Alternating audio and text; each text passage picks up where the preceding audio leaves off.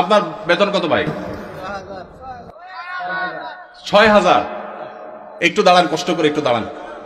আপনার বেতন কত ভাই? ৫,৫০০। এই মনোহরপুরের মসজিদ কমিটির কেউ আছেন? মুসল্লি কেউ আছেন কিনা? অন্তত যারা আছেন হাত তোলেন তো। মুসল্লি কারা? কেউ হাত তুলবে না। কমিটির একজন পাওয়া গেছে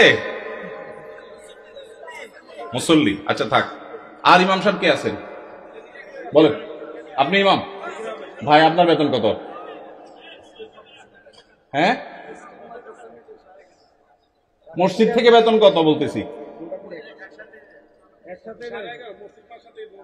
মসজিদ মাদ্রাসা দুই ডিউটি বেতন 11.5। তার মানে আমরা যদি 5.5 ধরি তাহলে 5.5 মসজিদ থেকে বলা যায়। 5 ওয়াক্ত নামাজ পড়ান, ইমামতি করেন, 5 ওয়াক্ত নামাজ পড়ান, 5,500 জুমা সহ।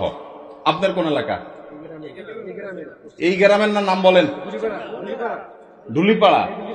কই মাহফিলের আয়োজক কারা? সামনে আসেন না, সামনে আসেন। কই পোস্টার কই?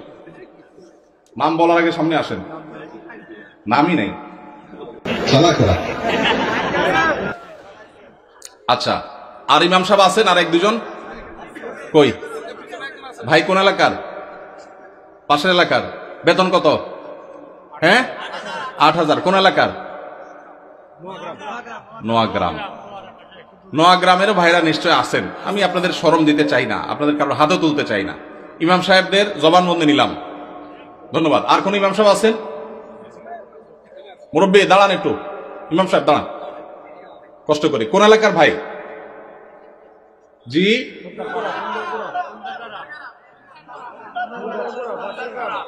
এতজন বললে কেমনে বুঝবো? খুন্দারপাড়া, খুন্দারগড়া। ওকে, আপনার পাশের গ্রাম। আপনার বেতন কত ভাই?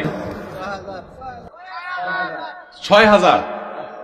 বসেন ভাই রে। প্রশ্ন প্রসঙ্গে চলে আসলো, এতজন ইমামের জবানবন্দি আমরা নিলাম। হয়তো খুঁজলে আরো 10-20 জন ইমাম পাওয়া যাবে। অনেকে হয়তো চক্ষু লজ্জায় হাতটা উঠাচ্ছেন না, বলছেন না। ভাইয়েরা আমার, এটা আমাদের জন্য, বাংলাদেশের মানুষের জন্য লজ্জা, অনেক বড় লজ্জার বিষয়। পৃথিবীর অন্য যে কোনো দেশের সাথে আপনি যদি তুলনা করেন, শুধু সৌদি আরবের কথা যদি বলি, আমি 10 বছর সৌদি আরবে ছিলাম। আমাদের শেখ সাইফুল্লাহ মামুন ভাই দীর্ঘদিন সৌদি আরবে ছিলেন। সৌদি আরবের সকল মসজিদের ইমাম সাহেবরা ইমামতি করে যেই সম্মানী পান, সেটা এভারেজে 5 থেকে 7,000 সৌদি রিয়াল। পাশাপাশি বাসা, বিশাল বড় বাংলো, সাধারণ বাসা না, বিরাট এরিয়া নিয়ে বাংলো। এইটা হলো তাদের এক্সট্রা ডিউটি, এক্সট্রা ইনকাম প্রত্যেক ইমাম সাহেবের।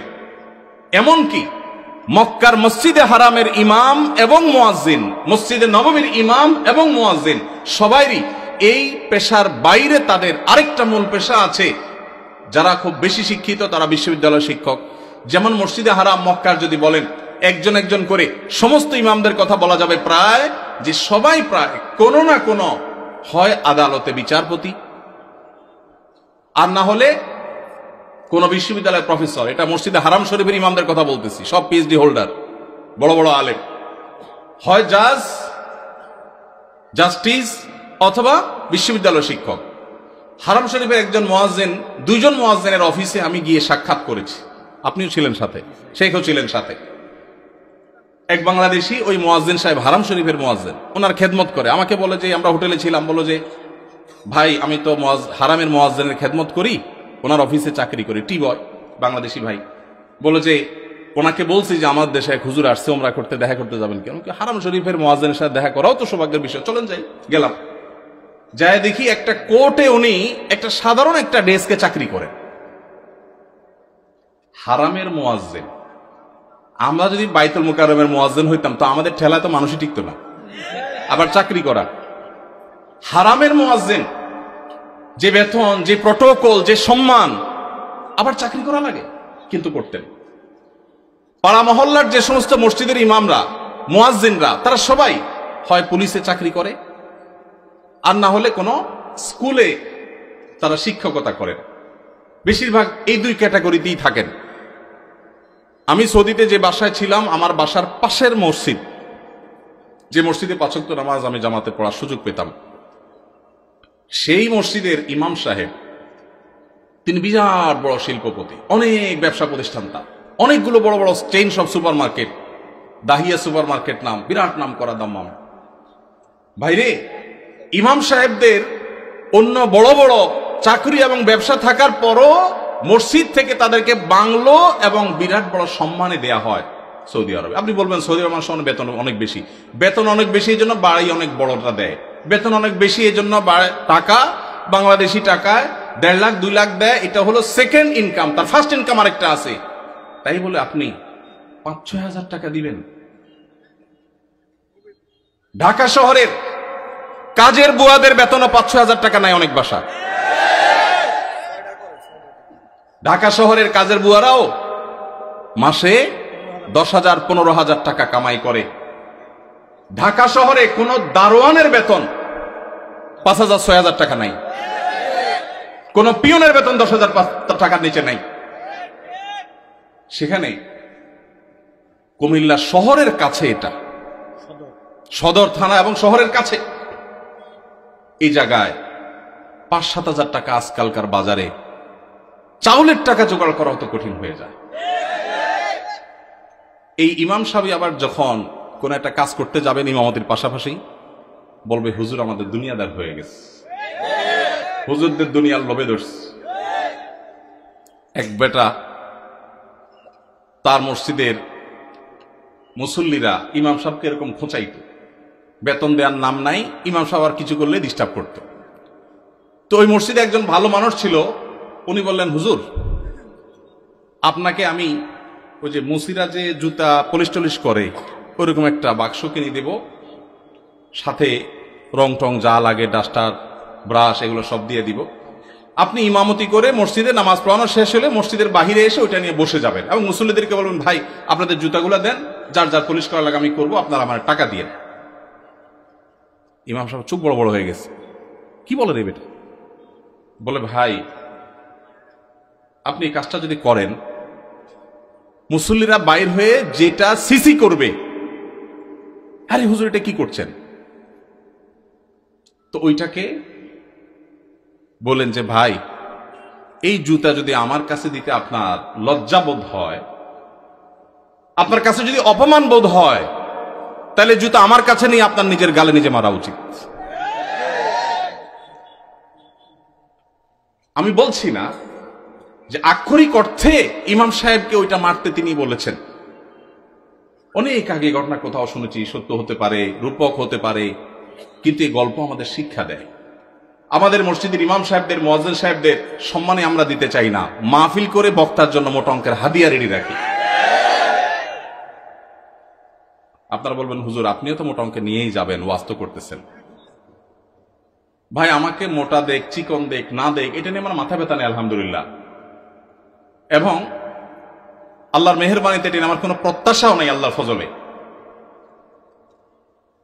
কিন্তু মাহফিল আয়োজকদেরকে বলতে চাই, যারা মাহফিল আয়োজন করেন, লক্ষ লক্ষ টাকা যদি মাহফিল পিছনে খরচ করতে পারেন, ইমাম সাহেবদের বেতন কেন 15,000 20,000 টাকা হতে পারে না?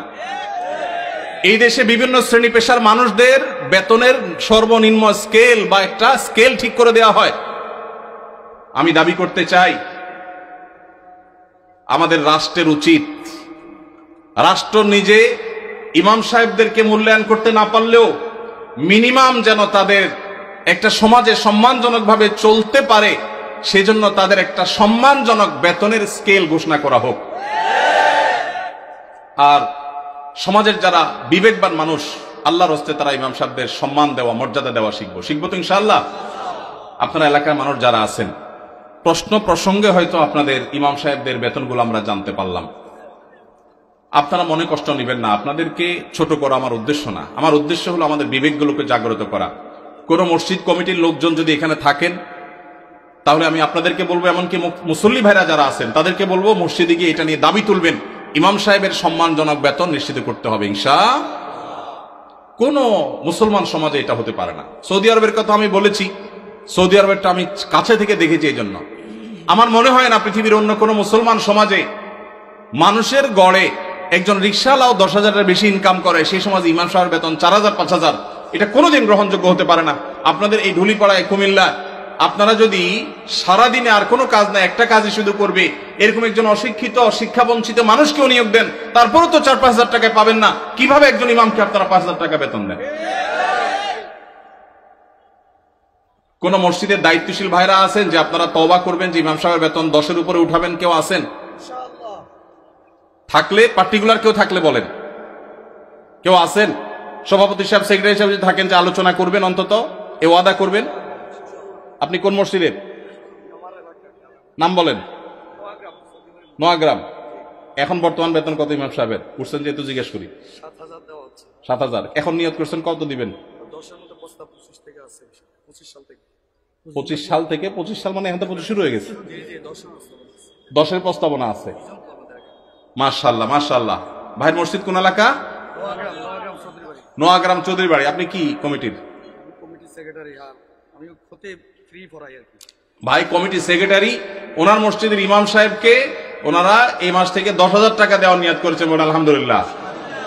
আমরা বলবো 10,000 নয়, যেহেতু এখন একবার বাড়াইছেন ভালো কথা, 6 মাস পরে বা 1 বছরের মাথায় 15,000 টাকা করবেন ইনশাআল্লাহ।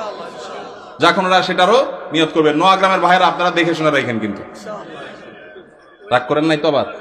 জাযাকাল্লাহ খাইর। আর কোন কমিটির ভাইরা আছেন যে নিয়ত করবেন, নিয়ত চেঞ্জ করবেন? বলেন দেখি, বলেন। আজকে ভিন্ন কালেকশন হোক, বহু কালেকশনই তো করলাম। ভাই কোন মসজিদে বলেন? জি মাশাআল্লাহ। 10,000 রানিং দিচ্ছেন, একটা ভালো উদাহরণ পাওয়া গেল। মাশাআল্লাহ মাশাআল্লাহ, ভালো উদাহরণ আছে। কোন এলাকার? আলমপুর। কিন্তু 10,000 টাকা তো যথেষ্ট না ভাই। কবে নাগাদ আনুমানিক একটা আইডিয়া দেন না, আইডিয়া দেন না।